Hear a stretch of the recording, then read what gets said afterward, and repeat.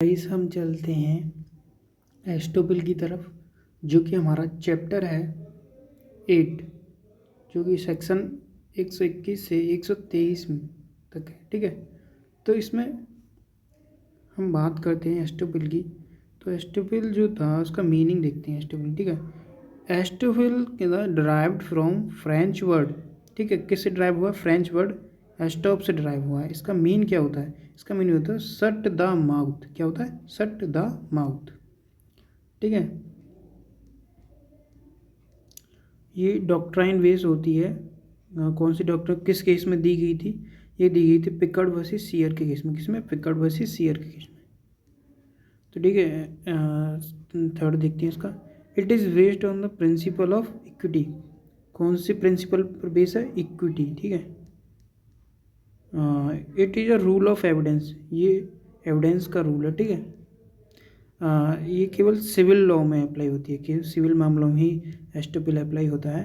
और ये एप्लीकेबल होता है क्वेश्चन ऑफ फैक्ट में। ठीक है, क्वेश्चन ऑफ फैक्ट में होता है, ध्यान रखना। ठीक है, it is a based on maxim है एलिगेंस कॉन्ट्राई नॉन एस्ट ओडी डस। ठीक है, इसका मीन होता है contrary allegation will not be heard. ठीक है, contrary allegations will not be heard. तो ये हमारी 3 प्रकार की होती हैं टाइप्स ऑफ, पूछेगा क्वेश्चन में, टाइप्स ऑफ एस्टोपिल 3 प्रकार की होती हैं। एक रिकॉर्ड, ठीक है, एक डीड, एक conduct. Estoppel by record, estoppel by deed, estoppel by conduct. Estoppel by record, estoppel by deed, estoppel by conduct and pais. तो हमारे यहाँ जो है इसमें बीएससी में वो एस्टोपिल बाई कंडक्ट से हैं। ठीक है, सेक्शन 123 से 100, सेक्शन 121 से सेक्शन 123 तक। ठीक है,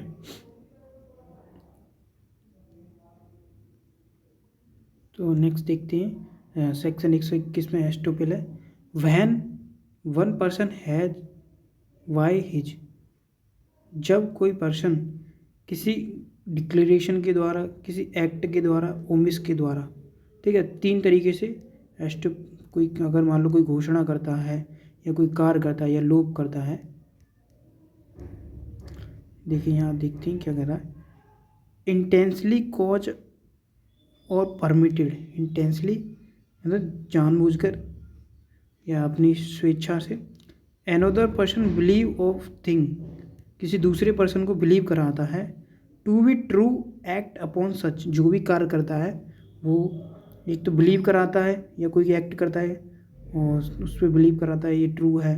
अपॉन सच बिलीव, जो भी कर रहा है वो विश्वास के साथ और सत्य के साथ कर रहा है। ठीक है, ही या हिज रिप्रेजेंटेटिव वो है और उसके जो परिवार के सदस्य होंगे या उसके representative shall not be allow any suit of proceeding between himself and such person his represent. ठीक है, do not deny the truth of the thing, वह मना नहीं कर सकते। जब कोई कॉन्ट्रैक्ट कर लेता है एक पार्टी दूसरी पार्टी से, ठीक है, और उसके रिप्रेजेंटेटिव मान लो वो उसकी डेथ हो जाती है तो उसके रिप्रेजेंटेटिव होंगे, वो भी मना नहीं कर सकते उसको पूरा करने के लिए। ठीक है, तो यहाँ पर रूल ऑफ एस्टोपिल लागू होता है।